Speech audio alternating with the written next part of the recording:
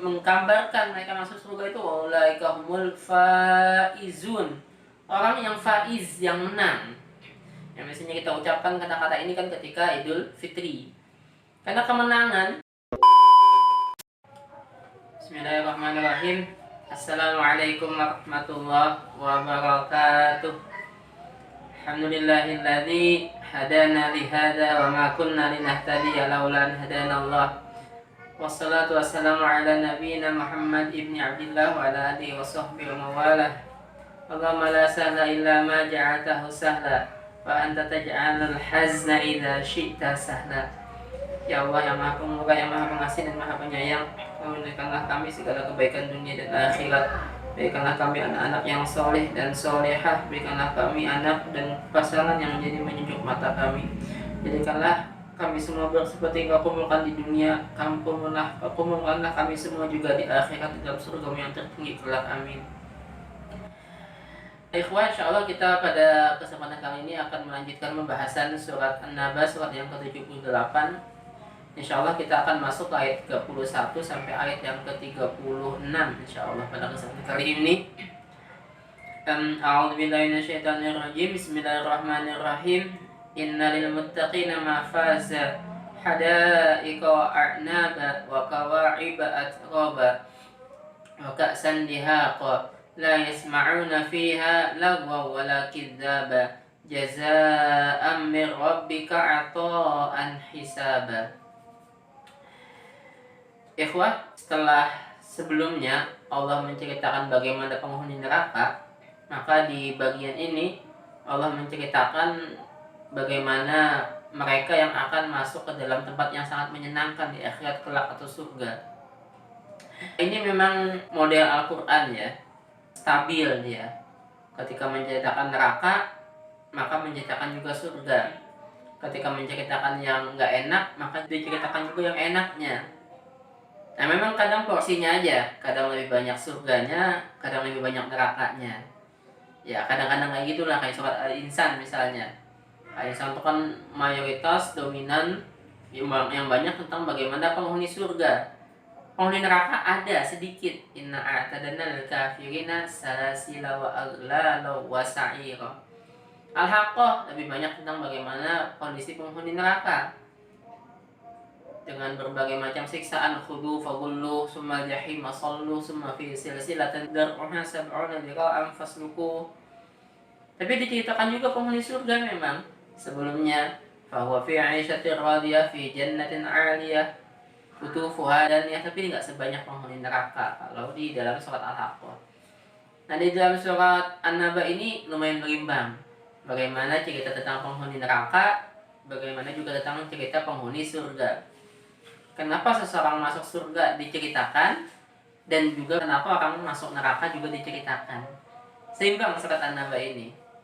Innalil muttaqina mafaza. Sungguh bagi orang yang bertakwa ada tempat yang membahagiakan, tempat kemenangan, tempat yang penuh dengan kenikmatan di dalamnya. Ikhwan, yang pertama yang kita soroti di sini memang adalah orang bertakwa itu sendiri. Orang bertakwa yang seperti kita ketahui, yang sering kita dengarkan kan orang yang selalu menjunjung tinggi perintah Allah dan meninggalkan semua yang Allah larang, maka itu orang bertakwa. Walaupun ada definisi juga dari Imam Ali radhiyallahu anhu, orang yang katanya Imam Ali mempersiapkan perjalanan yang panjang, beriman dengan Al-Quran, mengikuti apa yang diajarkan oleh Rasulullah SAW. Intinya sih, orang bertakwa itu adalah orang yang taat kepada Allah dan Rasulnya zahir dan batin, gitulah ya. Beriman secara zahir dan batin, intinya orang bertakwa itu, dan terus stabil keimanannya itu, tidak jeblok gitu keimanannya. Maka orang bertakwa ini memang orang yang dijanjikan Allah dengan surga dalam banyak sekali ayat. Banyak sekali ayat Al-Quran yang menjanjikan surga bagi mereka yang bertakwa. Banyak sekali. Innal muttaqina 'inda rabbihim jannatin na'im, surat Al-Qalam misalnya. Innal muttaqina fi dhilali wa 'uyun, surat Al-Mursalat misalnya. Wasari'u ila maghfiratin min rabbikum wa jannatin arduha as-samawati wal ardu 'iddat lil muttaqin, surat Ali Imran 133 misalnya. Dan banyak sekali ayat-ayat seperti ini yang menyanyikan surga buat mereka yang bertakwa, termasuk di dalam surat An-Naba ini. Jadi sudah menjadi kepastian ketika takwa sudah ada dalam hati kita, maka kita insya Allah menjadi penghuni surga kalau kita tetap menjaganya sampai akhir hayat. Dan ini yang selalu kita harapkan. Makanya salah satu doa yang sering kita panjatkan kan doa untuk menjaga ketakwaan ini. Allahumma inni nas'alukal huda, Allahumma inni as'alukal huda wat tuqa wal afaf wal ghina.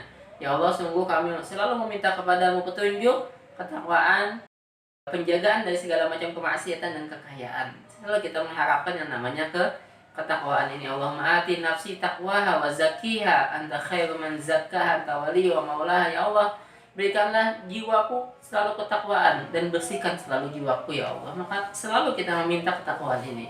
Karena ini adalah kunci keselamatan untuk kita, kunci kebahagiaan untuk kita, kunci kesuksesan untuk kita dunia sampai di akhirat kelak.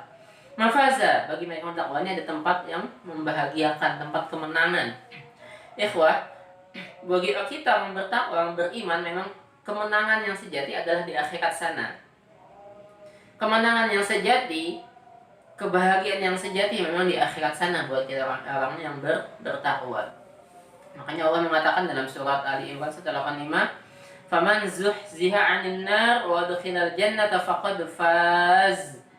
Maka siapa yang terlepas dari api neraka, yang dijauhkan dari api neraka dan dia dimasukkan ke dalam surga, maka dialah orang yang telah menang. Atau dalam surat At-Taubah misalnya Allah menggambarkan mereka masuk surga itu ulaika humul faizun. Orang yang faiz, yang menang. Yang biasanya kita ucapkan kata-kata ini kan ketika Idul Fitri. Karena kemenangan yang sejati atau kesuksesan yang sejati buat kita bukan kemudian ketika kita mendapatkan banyak harta, bukan. Bukan kemudian ketika kita mendapatkan jabatan yang tinggi baru kita mendapatkan kesuksesan, bukan. Itu kesuksesan yang semu buat kita. Tapi kesuksesan yang sejati adalah ketika kita saat setelah kematian kita Allah memberikan surga untuk kita. Beda sekali dengan orang-orang munafik yang Allah gambarkan dalam surat An-Nisa 74 ya kalau nggak salah. Ketika mereka mengikuti siapa yang menang, kalau orang munafik ini kan ya. Kalau orang yang musyrik menang mereka ikut. Kalau orang beriman menang mereka juga ikut. Sampai mereka mengatakan ketika orang yang beriman menang tapi mereka ternyata tertinggal, mereka mengatakan wala inna sabakum fadlu minallah la yaqulan laka allam takum bainakum wa bainahum mawaddatu ya laitani kuntu ma'ahum fa afuza fawzan 'azima. Ketika orang beriman mendapatkan karunia kenikmatan dari Allah dengan kemenangan di medan peperangan, mereka orang-orang munafik kemudian mengatakan seandainya ada hubungan baik antara kita dan mereka, maka pasti kita akan mendapatkan juga kemenangan. Ini persepsinya orang munafik, orang yang iman kurang dalam hatinya. Persepsi kemenangan, kesuksesan itu hanya adalah kesuksesan kemenangan di dunia ini. Sementara buat kita, kesuksesan kemenangan di dunia ini itu hanya adalah cobaan, ujian buat orang beriman. Nggak ada sesuatu di dunia ini kecuali hanya ujian, cobaan buat kita. Semakin banyak harta, semakin tinggi kedudukan kita, maka semakin tinggi juga ujian kita. Bukan kemenangan, bukan kesuksesan yang sejati. Kalau kemudian ke harta, jabatan, popularitas atau apa lagi kita bisa memanfaatkannya untuk Islam, maka itulah tanda kita memang akan mendapatkan kemenangan di akhirat kelak. Maka tempat kemenangan yang sejati, tempat kesuksesan yang sejati buat kita adalah surga. Tempat kesuksesan, dan itu sudah mafhum, pasti adalah surga. Hadaika wa a'naba, kebun-kebun. Nah, gambaran surga itu, makanya surga juga namanya jannat, taman kan ya. Artinya jannat itu taman.